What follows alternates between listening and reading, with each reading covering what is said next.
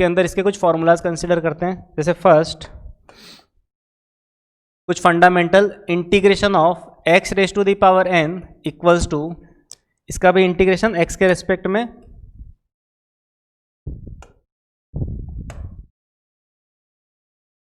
x raise to the power n dx equals to x raise to the power n plus 1 upon n plus 1 plus c, यानी कि x की power n dx x की power n plus 1 upon n plus 1 plus c। जैसे example के लिए अगर हमें x cube को x के रेस्पेक्ट में इंटीग्रेट करना है तो ये हो जाएगा, एक पावर बढ़ जाएगी x4 अपॉन 4 प्लस c।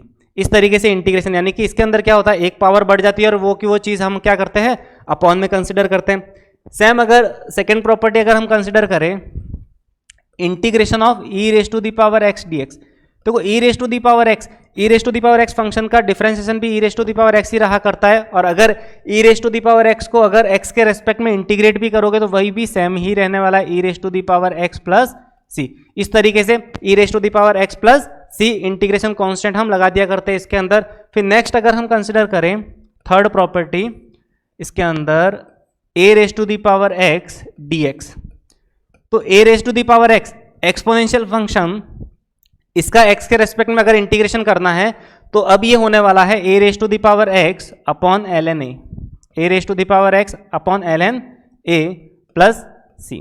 जैसे एग्जांपल के लिए अगर हमें इंटीग्रेट करना है 2 raise to the power x dx, तो इसका जो इंटीग्रेशन बनने वाला है वो 2 raise to the power x upon ln 2 plus c।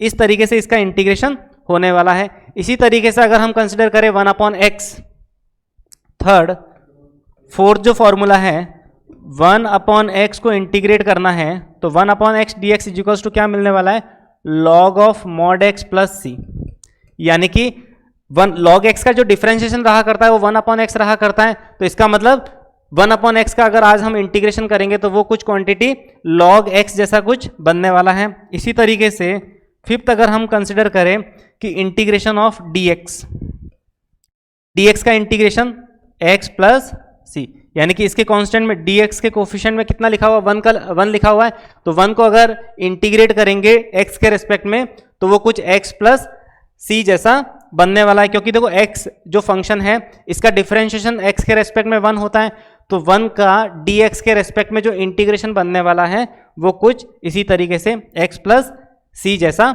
रहा करता है। इसी तरह से अब हम नेक्स्ट ट्रिग्नोमेट्री फंक्शंस के कुछ इंटीग्रेशन, इसके साथ साथ ही अगर हम फॉर्मूला में एक और ऐड कर दे, हमने डिफरेंशिएशन में पढ़ा था कि integration of 1 upon 2 root x into dx, तो integration of 1 upon 2 root x dx, देखो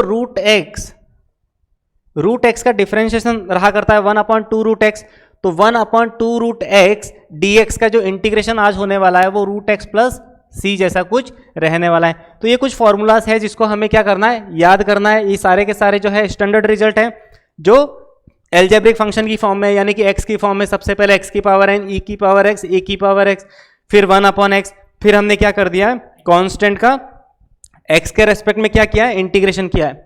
अब हम कंसिडर करते हैं ट्रिग्नोमेट्री फंक्शंस के। अब हम क्या करते हैं, कुछ ट्रिग्नोमेट्री फंक्शंस होते हैं उसका हम क्या करेंगे, इंटीग्रेशन निकालेंगे। तो ट्रिग्नोमेट्री फंक्शंस की अगर हम बात करें तो सबसे पहले हम बात करते हैं साइन एक्स की, साइन एक्स dx। देखो integration of sine x dx, हमें पता है कि साइन एक्स का जो डिफरेंशिएशन रहा करता है वो क्या रहा करता है, कॉस एक्स। साइन एक्स का डिफरेंशिएशन कॉस एक्स रहा करता है, तो इसका मतलब क्या हो जाएगा, कॉस एक्स का जो इंटीग्रेशन, साथ ही साथ में 8 वाला फंक्शन, ताकि हमें दोनों में डिफरेंस समझ में आ जाए, है ना, कॉस एक्स dx। देखो साइन एक्स का डिफरेंशिएशन क्या होता है, कॉस एक्स, तो कॉस एक्स का integration with respect to x क्या हो जाएगा, साइन एक्स प्लस सी। बिल्कुल अपोजिट है, दोनों की दोनों आपस में क्या है, एक दूसरे के रिवर्स प्रोसेस है। इसी तरह से कॉस एक्स का जो डिफरेंशिएशन रहा करता है वो माइनस साइन एक्स रहा करता है। इसी तरीके से साइन एक्स का जो इंटीग्रेशन हो जाएगा वो कितना रहेगा, minus cos x. Sign x का जो इंटीग्रेशन रहा है वो क्या रहा है, माइनस कॉस एक्स। तो इसी तरह से कॉस का जो डिफरेंशिएशन होता है वो कितना रहता है, माइनस साइन एक्स। तो साइन एक्स का जो इंटीग्रेशन है वो क्या रह गया, माइनस कॉस एक्स। इसी तरीके से साइन कॉस कंप्लीट हो गए। टेन के लिए अगर हम बात करें तो tan x का जो इंटीग्रेशन, सबसे पहले हम डिफरेंशिएशन की बात करें तो tan x का जो डिफरेंशिएशन होता है वो sec स्क्वायर x होता है। तो अगर हम sec स्क्वायर x का dx के रेस्पेक्ट में अगर इंटीग्रेशन करें तो वो आज मिलने वाला है tan x प्लस सी, क्योंकि tan x का क्या होता है sec square x, tan x का डिफरेंशिएशन sec स्क्वायर x होता है, तो sec स्क्वायर x का जो इंटीग्रेशन हो जाएगा वो कितना हो जाएगा tan x हो जाएगा।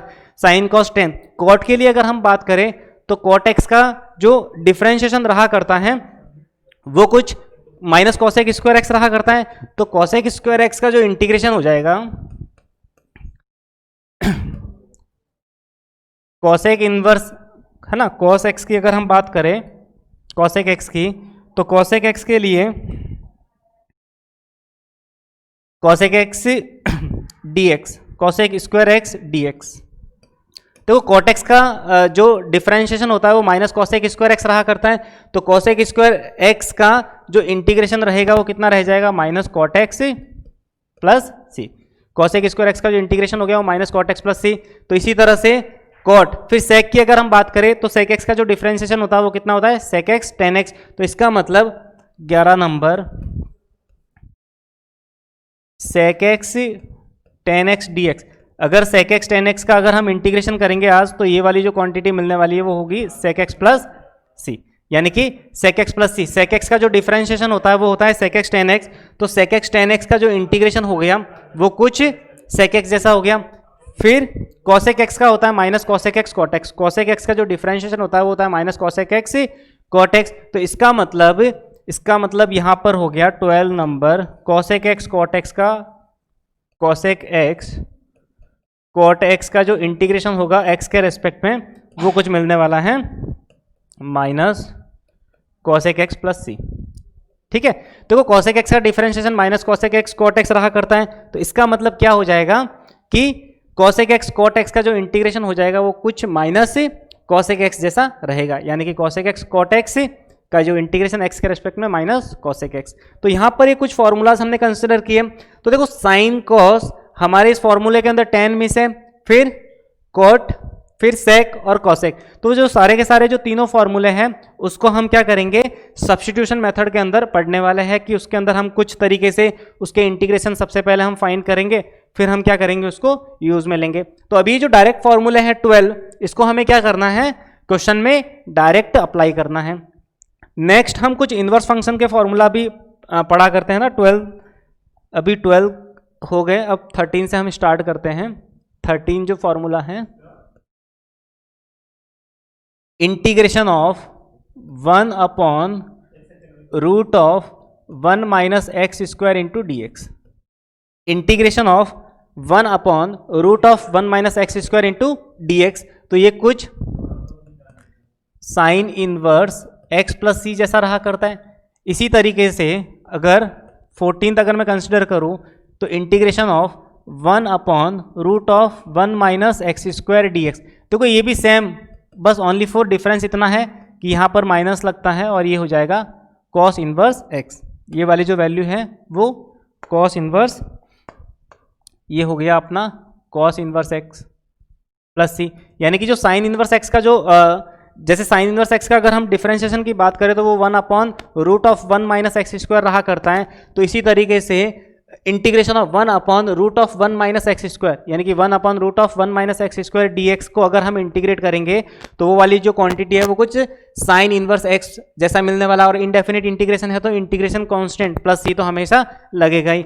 इसी तरीके से अगर सेम फंक्शन का माइनस से कॉस इनवर्स x भी इसका इंटीग्रेशन होता है। इसी तरीके से 15 की अगर हम बात करें तो integration of 1 upon 1 plus x square d x, integration of 1 upon 1 plus x square into d x, तो इसका जो इंटीग्रेशन रहा करता है वो tan इनवर्स x प्लस सी। सेम थिंग यहाँ पर भी 16 अगर हम बात करें तो 1 upon 1 plus x square d x 10, तो इसका मतलब माइनस कॉट इनवर्स का इंटीग्रेशन भी क्या हो जाएगा सेम ही हो जाएगा, बस यहाँ पर नेगेटिव का डिफरेंस आता है, और ये सारी बातें हमने ITF के अंदर हमने कंसिडर की थी। तो 1 अपॉन 1 प्लस एक्स स्क्वायर का जो इंटीग्रेशन होगा x के रेस्पेक्ट में वो tan इनवर्स, इसी तरह से 1 अपॉन 1 प्लस एक्स स्क्वायर का x के रेस्पेक्ट में जो इंटीग्रेशन हो जाएगा वो कितना हो जाएगा माइनस कॉट इनवर्स x। 16।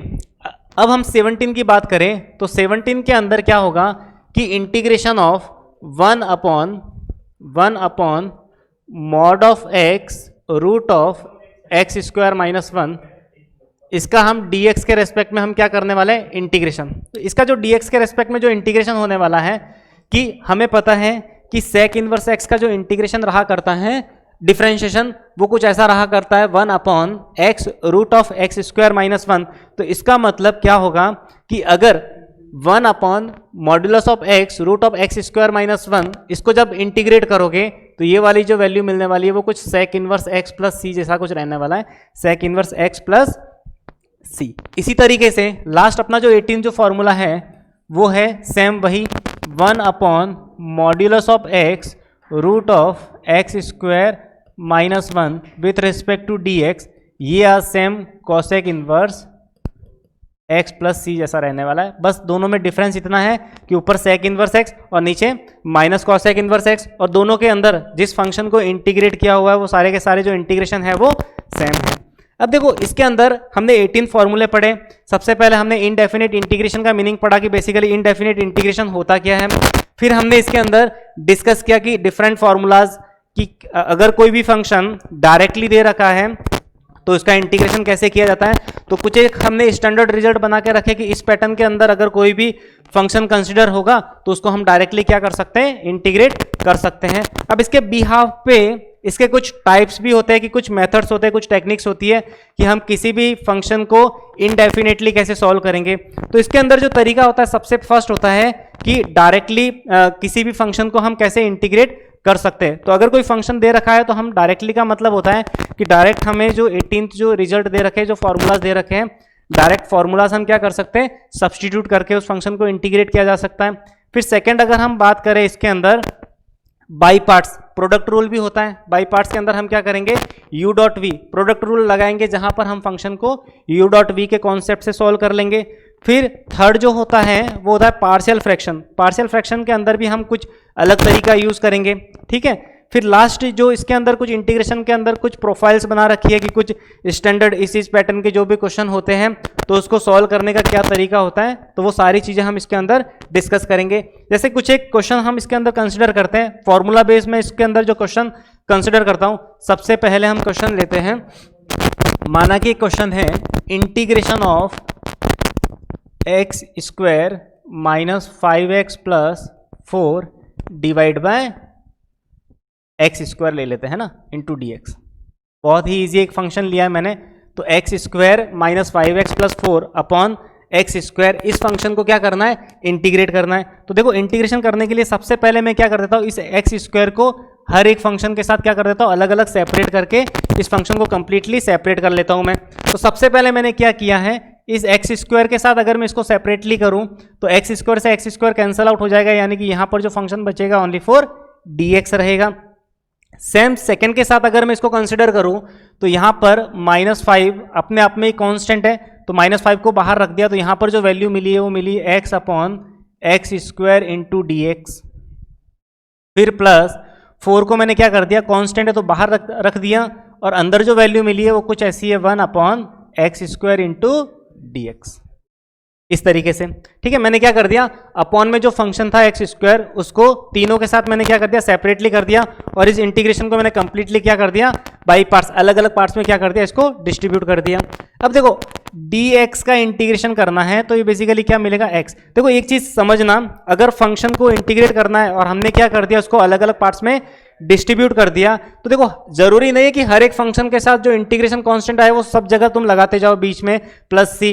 तो इसका मतलब फाइनली जो हमें इनडेफिनेट इंटीग्रेशन के अंदर जो इंटीग्रेशन कांस्टेंट जो लगाना है वो हमेशा कंप्लीट प्रोसेस के बाद, यानी कि उस फंक्शन को कंप्लीटली इंटीग्रेट करने के बाद लास्ट में हम इंटीग्रेशन कांस्टेंट ऐड किया करेंगे। ये चीज़ हमेशा ध्यान रखना है कि जो इंटीग्रेशन कांस्टेंट होता है वो हमेशा किसी फंक्शन की कंप्लीटली इंटीग्रेशन कंप्लीट प्रोसेस के बाद हम उसको ऐड करेंगे। तो इसका मतलब dx का x के रेस्पेक्ट में जो इंटीग्रेशन क्या हो गया, x हो गया, फिर -5 यहाँ से ये कैंसिल आउट हो गया, तो 1 अपॉन एक्स का जो इंटीग्रेशन हो गया वो log ऑफ मॉड x हो गया, क्योंकि अभी हमने फॉर्मूला पढ़ा था कि 1 अपॉन एक्स का जो इंटीग्रेशन होता है वो log ऑफ मॉड x रहा करता है। फिर +4 अब देखो इसका जो इंटीग्रेशन होगा एक्स स्क्वायर का, तो डायरेक्टली 1/x² को इंटीग्रेट नहीं करेंगे, इसको ऊपर ले जाते हैं, तो यहां पर ये जो वैल्यू मिलने वाली integration of x of -2 into d x, तो x की पावर -2 इंटू डी एक्स, इसको अगर इंटीग्रेशन करोगे तो इसका मतलब इसका जो इंटीग्रेशन -2 + 1 अपॉन -2 + 1 इस तरीके से रहा करेगा इंटीग्रेशन, और हमने लास्ट में क्या कर दिया, इसका इंटीग्रेशन कांस्टेंट ऐड कर दिया। तो इसका मतलब इस तरीके से हम फंक्शन को इंटीग्रेट कर सकते हैं। तो यहां पर इसको सॉल्व कर सकते हैं, x की पावर -1 अपॉन -1, यानी कि जो फाइनली जो आउटपुट आने वाला है इसका 4/x, और ये है log ऑफ mod x, ऐसे कैसे लिख दिया, और यहाँ पर ये 5 है ये, और ये x, इस तरीके से यहाँ पर +c मैंने क्या कर दिया, इंटीग्रेशन कांस्टेंट ऐड कर दिया। तो ये इस फंक्शन का क्या हो गया, इनडेफिनिट इंटीग्रेशन हो गया, ये अपना आंसर। ठीक है, नेक्स्ट हम एक और क्वेश्चन कंसिडर करते हैं, जैसे कि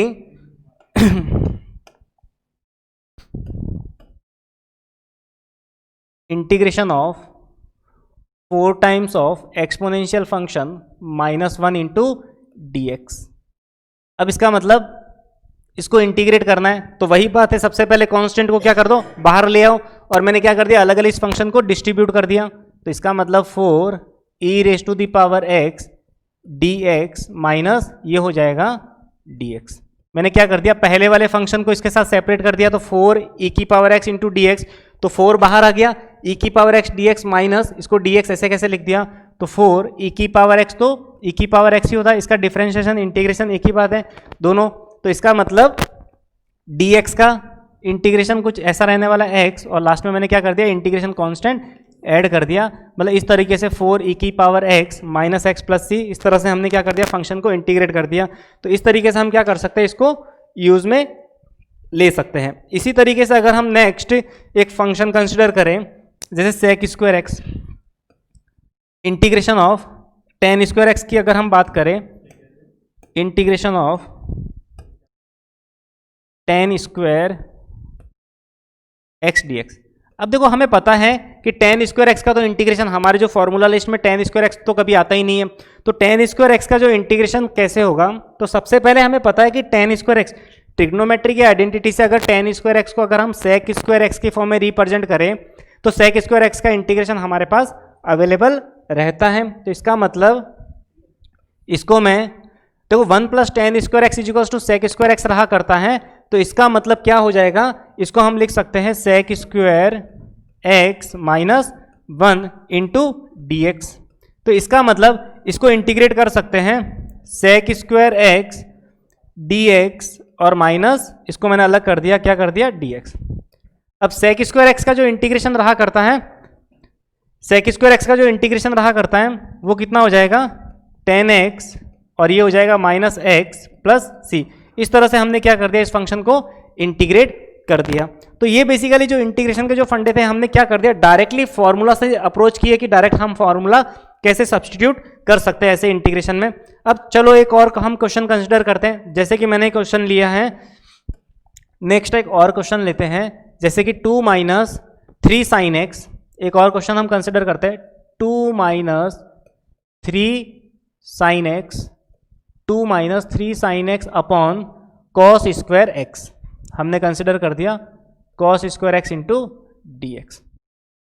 इस तरीके से मैंने क्या कर दिया, इसको इस तरीके से कंसिडर कर दिया कि 2 - 3 sin x upon cos² x dx। अब देखो इस फंक्शन को इंटीग्रेट करना, वही हर एक क्वेश्चन को कैसे भी देखो हमने टेक्निक्स पढ़ी है कि सबसे पहले हम डायरेक्टली इंटीग्रेशन के अंदर फॉर्मूला मैच करेंगे, थोड़ा सा एक्सप्रेशन को सॉल्व करके हम देखेंगे कि क्या पता डायरेक्टली ही हमें ऐसा कुछ स्टैंडर्ड रिजल्ट मिल जाए जो किसी फंक्शन का इंटीग्रेशन रहा करता है।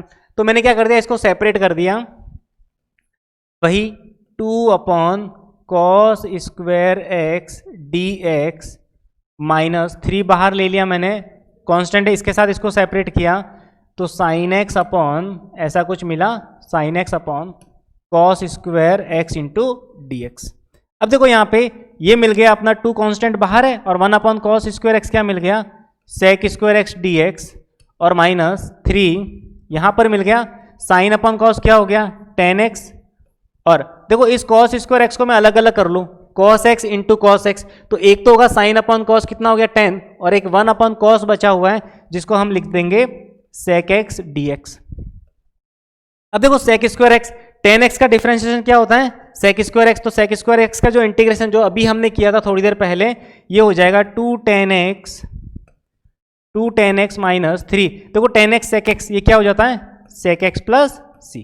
तो इस तरीके से हम क्या कर सकते हैं, इसको भी इस तरह से इसका इंटीग्रेशन कर सकते हैं। बहुत ही इजी क्वेश्चन है, एनसीईआरटी बेस्ड क्वेश्चन इस तरीके से आते भी हैं, ठीक है, जिसको हमें इस तरीके से अप्रोच करना है।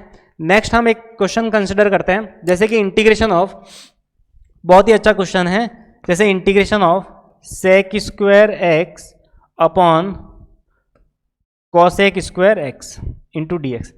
देखो sec square x upon cosec square x, बात वही है, घुमा फिरा के वही मैंने टेन स्क्वायर एक्स का ही पूछा है, क्योंकि देखो सेक स्क्वायर एक्स क्या होता है 1 अपॉन कॉस स्क्वायर एक्स, और कॉसेक स्क्वायर एक्स क्या होता है 1 अपॉन साइन स्क्वायर एक्स। तो साइन स्क्वायर एक्स ऊपर चला जाएगा, तो इसका मतलब फाइनली मैंने जो पूछा है वो integration of tan square x d x ही पूछा है। और पता है हमें कि tan square x d x, tan square का इंटीग्रेशन वही हम सेक स्क्वायर एक्स में कंसिडर करके, अभी हमने जो प्रीवियस जो इससे पहले जो क्वेश्चन किया था वो टेन स्क्वायर एक्स का ही किया था। इस तरीके से हम आगे इसको फर्दर प्रोसीड कर सकते हैं। नेक्स्ट अगर हम इसके अंदर और भी हम कुछ कंसिडर क्वेश्चन लेना चाहे, जैसे मैंने एक क्वेश्चन कंसिडर किया,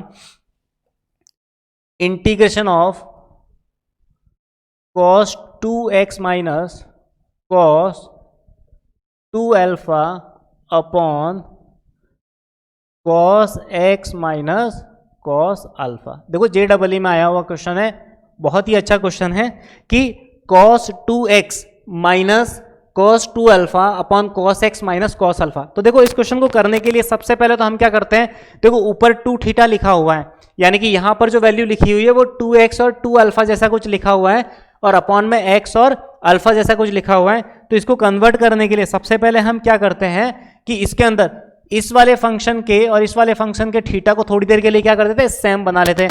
तो हमने ट्रिग्नोमेट्री के अंदर फॉर्मूला पढ़ा था, हाफ एंगल फॉर्मूला, जिससे क्या हो सकता है कि cos 2x को डायरेक्टली तुम cos की फॉर्म में कन्वर्ट कर सकते हो, cos 2 थीटा को cos थीटा की फॉर्म में, क्योंकि पता है cos 2 थीटा का जो फॉर्मूला, cos 2x का जो फॉर्मूला होता है वो होता है cos square x minus sine square x। Trigonometry के अंदर हमने पढ़ा था। अब देखो cos square, half angle formula 2x था, तो यहाँ पर कितना हो गया, x हो गया।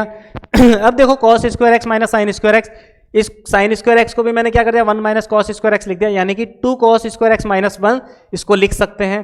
तो इसका मतलब इसको मैंने लिखा 2 cos स्क्वायर x माइनस 1, और इसी तरह से minus of 2 cos square alpha minus 1 whole divided by cos x minus cos alpha into d x. देखो dx लगाना मत भूलना, क्योंकि dx नहीं होगा तो इसका मतलब हमने किसी फंक्शन को इंटीग्रेट किया किसके रेस्पेक्ट में, वहां पर हमेशा क्वेश्चन मार्क ही लगा रहेगा और हम इंटीग्रेशन भी खत्म कर लेंगे। तो ऐसी बोर्ड में ये गलती कभी मत करना। तो देखो इसके अंदर क्या होगा, वापस इस फंक्शन को थोड़ा सा सिंप्लीफाई करते हैं। तो इस तरह से देखो यहाँ पर -1 और माइनस प्लस 1 ये आपस में कैंसल आउट हो जाएंगे, इन दोनों में 2 कॉमन आ गया। और देखो cosec square x minus cos square alpha यानी a square minus b square, तो इसको cos x plus cos alpha लिखा जा सकता है। इसी तरह से इसको cos x minus cos of alpha लिखा जा सकता है। इसी तरीके से यहाँ पर अपॉन में जो मिला है वो कुछ मिला है cos x minus cos of alpha into d x. इस तरीके से हम इसको इंटीग्रेट कर दिया। अब देखो हमें पता है cos x minus cos alpha ये आपस में एक दूसरे से कैंसल आउट हो गए, तो इसका मतलब 2 टाइम्स ऑफ, यहां पर इसको सेपरेट कर दो तो cos x dx plus 2 times of, देखो cos अल्फा भी इस x के लिए क्या है, कांस्टेंट है, तो 2 cos अल्फा मैंने क्या कर दिया ऐसे कैसे बाहर रख दिया और इंटीग्रेशन ऑफ dx। तो इसका मतलब अब जो इसका इंटीग्रेशन रहने वाला है वो 2, देखो cos x का जो इंटीग्रेशन होगा वो कुछ sin x, क्योंकि sin x का डिफरेंशिएशन क्या होता है cos x होता है, तो cos x का इंटीग्रेशन कितना हो गया sin x हो गया। इसी तरीके से plus 2 cos alpha into x d x का कितना x प्लस सी, ये अपना जो है फाइनल आंसर आ गया। यानी कि इस तरीके से हम किसी भी फंक्शन को इंटीग्रेट कर सकते हैं। बहुत ही अच्छा क्वेश्चन है। इस तरीके से हमें किसी भी क्वेश्चन को क्या करना है, अप्रोच करना है। सेकंड, एक और हम इसके बिहाफ पे ऐसा कैसा हम एक और क्वेश्चन कंसिडर करते हैं। जैसे हमने क्वेश्चन कंसिडर किया है cos x minus sine x integration of cos x minus sine x upon cos x plus sine x, और यहाँ पर हमने कंसिडर किया है 2 प्लस 2 साइन 2x dx। देखो बहुत ही अच्छा क्वेश्चन है। cos x minus sine x, यहाँ पर ऊपर मैंने फंक्शन कंसिडर किया, अपॉन में किया मैंने cos x plus sine x, और साथ ही साथ मैंने कंसिडर किया 2 प्लस 2 साइन 2x। यहाँ पर मैंने इस तरीके से कुछ फंक्शन लिया है, ठीक है। तो देखो इसके अंदर क्या होगा कि देखो यहाँ पर भी x है, यहाँ पर भी कुछ इस तरीके से है, तो यहाँ पर मैं क्या कर सकता हूँ 1 प्लस साइन 2x, इस 2 को थोड़ी देर के लिए बाहर ले लो, और 1 प्लस साइन 2x को मैं sine x plus cos x का होल स्क्वायर लिख सकता हूं। यानी कि इसको मैंने थोड़ी देर के लिए इस तरीके से कंसिडर किया है, 2 को मैंने बाहर ले लिया कंप्लीटली, और यहां पर है ये cos x minus sine x, और यहां पर अपॉन में ऐसी कैसी है, इसको मैंने कोई चेंज नहीं किया, cos x plus sine x ऐसे कैसे ले लिया, और इसको मैंने ले लिया sine x plus cos x का होल स्क्वायर। मैंने क्या कर दिया, बस थीटा को सेम किया है, बाकी सारी बातें मैंने फंक्शन को कभी भी चेंज नहीं किया है। यहाँ पर cos x sin x से एक पावर यहाँ पे कैंसिल आउट हो जाएगा, तो 2 times of cos x minus sine x, और यहाँ पर sin x plus cos x, यानी कि ये वाली जो फंक्शन बन गया दोनों को प्रोडक्ट करने के बाद cos square x minus sine square x into d x. तो cos square x minus sine square x ये अपने आप में बन गया cos 2x dx। देखो cos 2x dx आज पता ही है, साइन एक्स का जो इंटीग्रेशन होता है वो कुछ cos x जैसा, साइन एक्स का डिफरेंशिएशन क्या होता है cos x जैसा होता है, तो cos x का इंटीग्रेशन साइन, देखो हम cos 2x को तो जानते नहीं है, बट cos x को जरूर जानते हैं कि cos x का जो डिफरेंशिएशन रहा करता है वो कुछ साइन x रहा करता है, और साइन अपने आप में 2x है। तो देखो हमेशा याद रखना, किसी भी फंक्शन के x में अगर लीनियर फंक्शन होता है तो लीनियर फंक्शन से क्या कर दो, उसके डिफरेंशिएशन से यहाँ पर अपॉन में डिवाइड कर दो, तो ये आ जाएगा 2x का डिफरेंशिएशन क्या हो गया, अपॉन में 2 प्लस c, तो 2 से 2 कैंसिल आउट हो गया, यानी कि यहाँ पर जो आंसर मिला है हमें sine of 2x plus c, sine of 2x plus c. अब देखो जिस तरह से मैंने क्या बोला, लीनियर फंक्शन से डिवाइड कर सकते हो। जैसे अगर मैं बात करूं, जैसे एग्जांपल के लिए अगर मैं बात करूं sine of ax plus b, sine of ax plus b into d x. अब हमें पता है कि साइन x का जो इंटीग्रेशन रहा करता है वो कुछ कॉस, देखो हमें पता ही है साइन का जो डिफरेंशिएशन हमने जो किया था उसके अंदर क्या मिला cos x, तो cos x का जो इंटीग्रेशन होगा वो हमेशा क्या होगा sin x, यहाँ पर किया। इसी तरह से cos x का जो डिफरेंशिएशन होता है वो माइनस sin x होता है, तो sin x का इंटीग्रेशन आज माइनस cos x जैसा मिलने वाला है, तो इसको मैंने लिख दिया माइनस cos x। देखो x सेम है ax प्लस बी। अब हमें क्या करना है, क्योंकि देखो हमें तो साइन एक्स का फॉर्मूला पता है कि साइन एक्स का जो इंटीग्रेशन है वो कुछ कॉस जैसा रहा करता है, माइनस ऑफ कॉस जैसा, लेकिन इसका जो एक्स है वहां पर हमने एक्स ही पढ़ा था, बट यहां पर एक्स के अंदर क्या हो गया, एक लीनियर फंक्शन आ गया। तो हमें क्या करना है, लीनियर फंक्शन का क्या करना है, इसके अपॉन में उसके डिफरेंशिएशन से डिवाइड लगा दो। हमेशा ये लीनियर फंक्शन के केस में ही होता है, जरूरी नहीं कि दुनिया के सारे फंक्शनों के लिए ये शॉर्ट मेथड एप्लीकेबल हो। तो तुम्हें क्या करना है, इसका जो लीनियर फंक्शन है ax प्लस बी, तो इसका डिफरेंशिएशन हो गया a तो प्लस c। इस तरीके से हम क्या कर सकते हैं, इसको डिफरेंशिएट कर सकते हैं। चलिए नेक्स्ट एक और हम इसके अंदर क्वेश्चन कंसिडर करते हैं। नेक्स्ट जो अपना क्वेश्चन है बहुत ही अच्छा क्वेश्चन है, dx upon sine square x cos square x. देखो साइन स्क्वायर एक्स और कॉस स्क्वायर एक्स मैंने इस बार कंसिडर किया है, तो देखो इसके अंदर क्या रहने वाला है, sine square x 1 upon sine square x cos square x वाले फंक्शन को डायरेक्टली इंटीग्रेट नहीं किया जा सकता। तो इसका मतलब इसके अंदर हम एक ट्रिक यूज करेंगे कि ऊपर dx के साथ इसके प्रोडक्ट में जो 1 लिखा है, देखो हर एक फंक्शन के प्रोडक्ट में 1 तो होता ही है, इस 1 की जगह हम क्या करेंगे, ट्रिग्नोमेट्री की आइडेंटिटी लगा लेंगे साइन और कॉस की। तो इसका मतलब इसको 1 की जगह हमने लिखा sine square x plus cos square x into d x, और डिवाइड बाय यहाँ पर अपने पास है अपने जो फंक्शन है sine square x into cos square x. Clear? इसका मतलब यहाँ पर sine square x plus cos square x को ऐसा लिख दिया, और अपॉन में फंक्शन जो है वो सेम है। अब मैंने क्या किया, साइन स्क्वायर के साथ इसको सेपरेट कर दिया, तो यहाँ पर मिला 1 अपॉन कॉस स्क्वायर एक्स यानी कि sec square x into d x, फिर प्लस अब मैंने क्या किया, कॉस और कॉस कैंसल आउट हो गया, और ये मिला अपने पास cosec square x into d x. अब देखो sec स्क्वायर एक्स का तो वही बात, tan x का डिफरेंशिएशन sec स्क्वायर एक्स रहा करता है, तो ये तो हो गया tan x प्लस, अब वही बात cot x का जो डिफरेंशिएशन होता है वो होता है माइनस cosec स्क्वायर एक्स। तो cosec स्क्वायर एक्स का जो इस तरह से हमने क्या कर दिया, इंटीग्रेशन कर दिया, तो वो मिल गया अपना माइनस cot x प्लस सी।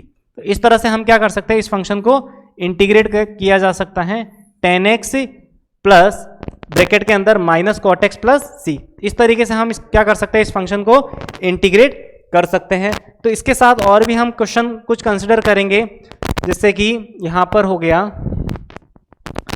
और भी हम इसके अंदर बहुत सारे जैसे क्वेश्चंस कंसिडर करेंगे, जैसे sec स्क्वायर एक्स का tan x, और इसी तरह से यहाँ पर जो cosec स्क्वायर एक्स का हो गया माइनस। तो देखो यहाँ पर एक आइडेंटिटी डायरेक्टली हम लगा नहीं सकते कि sec स्क्वायर एक्स और cosec स्क्वायर एक्स में इस तरह की कोई आइडेंटिटी नहीं होती। तो इस तरीके से हम क्या कर सकते हैं, इस फंक्शनों को इंटीग्रेट किया जा सकता है। अब नेक्स्ट क्लास में हम क्या करेंगे, इससे आगे हम कंटिन्यू करेंगे, और सबसे पहले वही कुछ क्वेश्चंस करने के बाद हम वही जो नेक्स्ट इसका जो भी पार्ट है वो हम इसको इसके आगे फर्दर डिस्कस करेंगे। चलिए, चैनल के साथ बने रहने के लिए वही बात है कि इस चैनल को सब्सक्राइब करिए और वही अपने फ्रेंड्स के साथ इसको शेयर भी करिए। चलिए, थैंक यू सो मच।